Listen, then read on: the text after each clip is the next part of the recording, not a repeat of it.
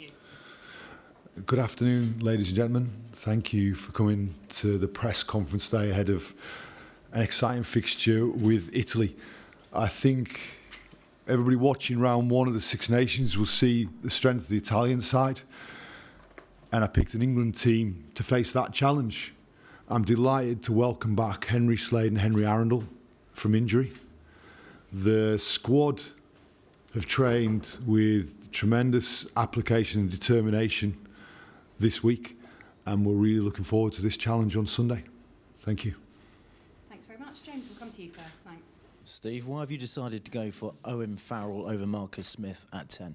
Yeah, I think I've decided to change that combination for this week with, as ever, when I pick a team, I look at the plan we want to play against a specific opposition. And certainly I think that's something I've explained to the players, that that's the way the team will be picked.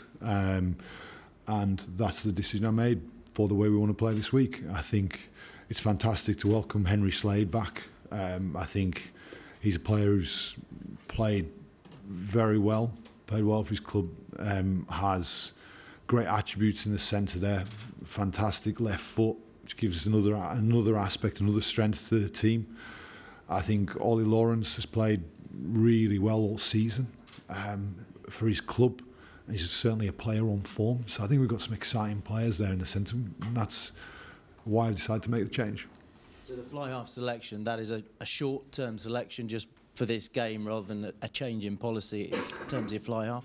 My policy always has been, I've been very clear about this, is that I'll pick a team for the game we are playing, and I've been very clear that every game matters for England.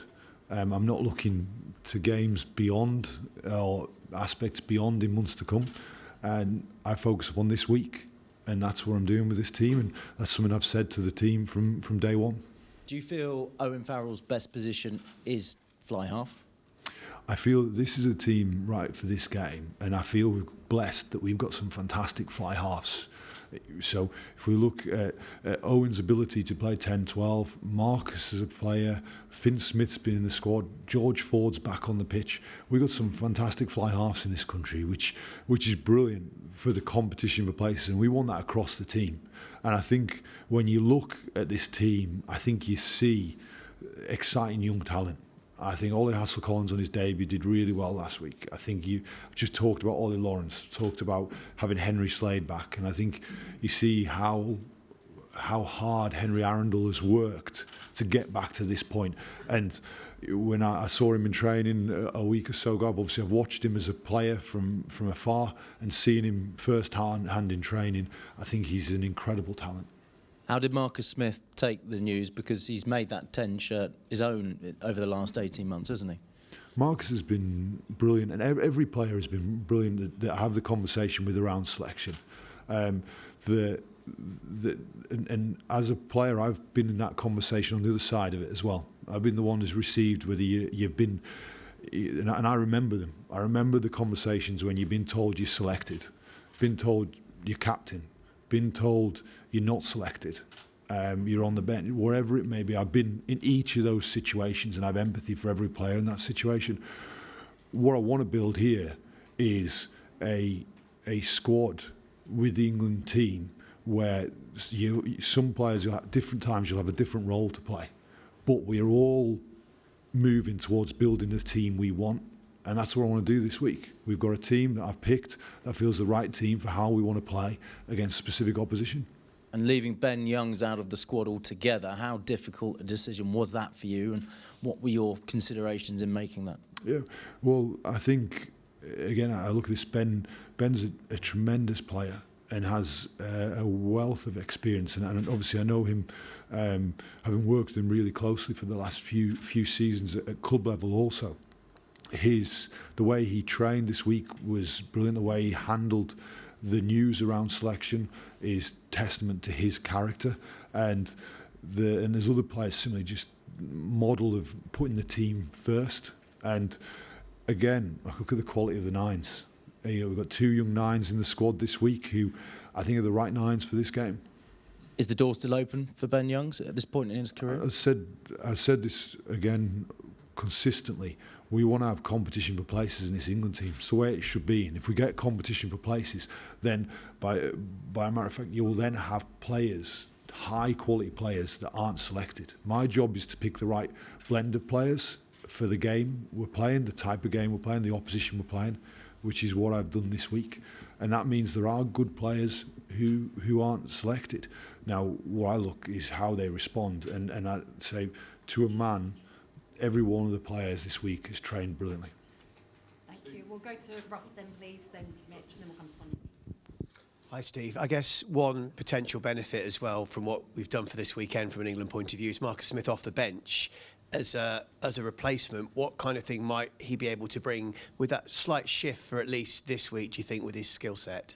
Well, I think you look at the talent that is on the bench, the replacements there, that you look at Alex Mitchell, you look at the pace he brings into a game, the line break he brings around the ruck, the speed of pass he has. You then look at Marcus and all the strengths he brings, his ability to find space, and then Henry Arundell. And what I think from looking at that, I see that's a very exciting blend to be able to change a game and change the way you want to play within the game. So from my, I think it's brilliant. And then that's not to mention the forwards, because we've got some pretty good forwards on the bench. Maybe not quite, one or two of them not quite as young when you look, but I thought Dan Cole came off the bench and had an immediate impact, which I was very pleased to see last week. Talking of forwards, Jack Willis has had a very difficult journey in many ways, hasn't he, with his injuries, his club effectively folding, going to France. Just to cap this journey and be back and starting in a game like this, maybe just tell me a bit about Jack. Yeah, so Jack, and I've spoken to Jack, which I think every week since I took this role out in Toulouse there, and watching and seeing how hard he has worked again. He was a player who had a knock and wasn't playing for the first few weeks of January, but he's worked tremendously hard to get to this point, and I'm delighted for him. He's then had to manage things very clear where he couldn't stay for the full training week. He's then gone and played for his club. He's come back in, he's trained again with us, then gone and played for his club again. And he's managed all those demands in a really mature and professional manner. And he adds to a really competitive back row that we have here. Lots of good players fighting for those shirts. Touched on them very briefly at the start, but Italy under Kieran Crowley, I mean, the attacking endeavour, how close they went against France. This really is an incredibly difficult challenge and a really resurgent team for me. Yeah, and I think you see that as you watch now, when you watch the teams that have been together effectively for a few years, as they're building towards this season, as they're trying to kind of putting the finishing touches towards their games. That's what I see with the Italian team. You see the development over previous seasons. You see the combinations of players playing together. They've got pace. They've developed. They're clearly a very fit, dynamic side, and they play the game. They play the game fast, and you've seen that growth almost year on year on year over the last period of time. It's a great challenge. It certainly makes, as you watch that, and I'm sure everybody who watched that game, and they played against France last Sunday, you see what a competition we have here in the Six Nations Championship. And just finally from me, since we've last spoken to you, some big coaching changes. Richard Cockrell goes at the end of the tournament effectively, and you've got Aled Walters and Rich Wigglesworth coming in at the end of the season. Could we just have a word on the importance and the role of all of that, please? Yeah, so Richard Cockrell's been superb over these previous 2.5 weeks in terms of the role. So we had discussions very early on about what his long-term plans were looking like they were going to be, but he's a guy. There's very few people who care about the England rugby team as much as he does. I think we all see that, and I'm delighted to have him in the coaching team for this championship. I think to have Aled and Richard Wigglesworth join the team at the end of the Premiership season is brilliant. The Aled's international experience. He's a guy who's ultimately has the gold medal from the 2019 World Cup. He knows what it takes to win at the very, very highest level. You see the same with Richard Wigglesworth, who's just won consistently as a player and as an assistant coach, whilst being an assistant coach for the last 2 or 3 years, whilst being a player. has an unbelievable understanding of the game. So I'm delighted they'll be joining the England team. Thanks, Mitch. Steve, one thing you couldn't have factored in last week in your planning was those missed tackles for those two tries. Can you just talk to us about what it's been like with your defence coach this week and the atmosphere and what you've worked on in that defence? Yeah, I think, again, it's trying to take a step forward. And that's what we've tried to do every single day since I came in here, I don't know, 2.5 weeks ago as we came in as a squad, is can we move forward every single day?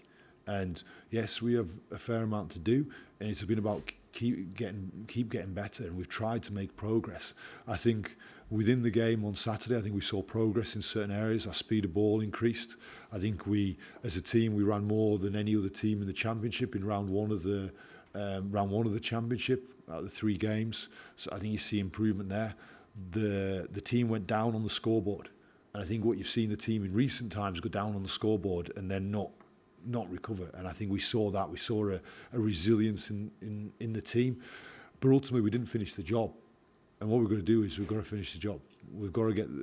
I was very clear on the very first press conference I had. My job's to deliver, and at 60 minutes it was strong at 20 points to 12, and we let them back in. And then we got a bit of a gap again, and until 74 minutes, it was again we were in a position to win the game, but we didn't.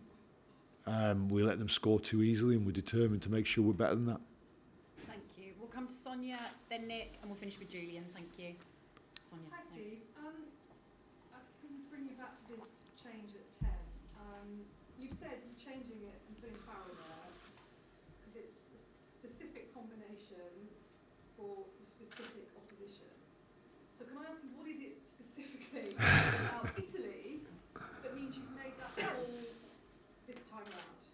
Yeah. So thanks, Sonia. And yeah, quite clear, and I'd expect exactly that question. And quite clearly, as head coach of the team, I'm not going to give too much about the tactics away.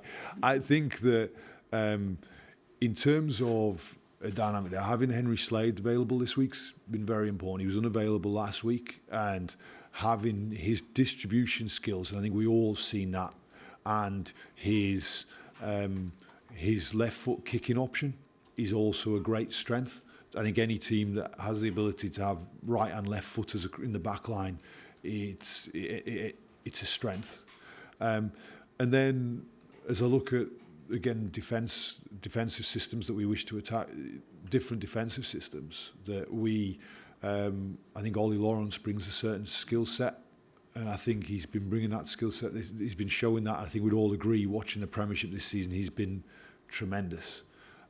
So I want him to bring that skill set that he has in the way he carries the ball, and the way he also defends in the physical manner he does. Thank you. Nick, thanks. Hi, Steve.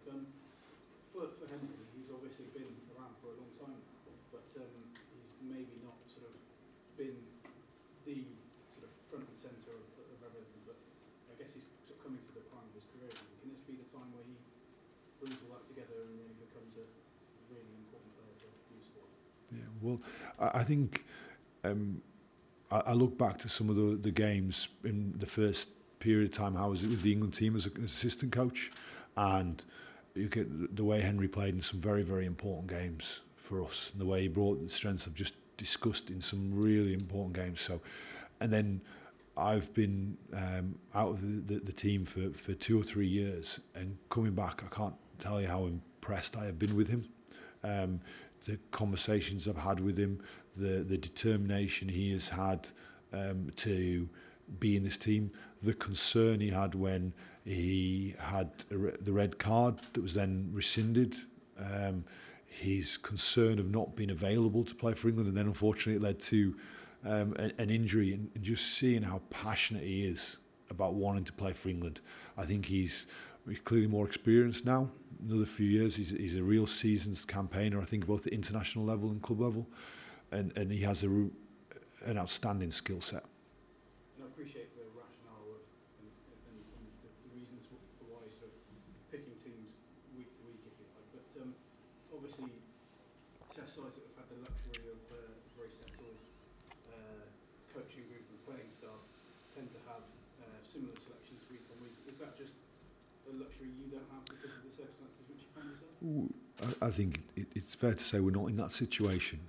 I think we're in a situation where we need to be constantly growing on a daily basis, trying to address certain areas, clear priorities about what we're trying to improve and work upon, and trying to get those onto the pitch, and then reviewing those clearly. The situation you highlight is not ours, so what we do is concentrate on trying to be the best team we can be. And whilst I saw growth last weekend, overall there's a disappointment that we didn't get the result. We didn't get the job finished, and what we've got to do this week is make sure we get the result. Thank you. And Julian, we'll finish with you. Thanks. The mic's over there, Julian. You can just speak if you want. Yes, Steve. So just specifically, I know you sort of talked in general terms about how the Italians have made progress. What particularly caught your eye against France, has caught your eye about them in recent times that's different from the Italian sides we've done before? Yeah, well, I think that they clearly have pace. Certainly have pace in their back three. Thomas around 10, the players they've got in the inside backs, they've got experience. Many of them got experience in terms of rugby at the highest level. And then what they've also developed is a forward pack. I talked about the fitness of that forward pack. I also look at the competition at the breakdown.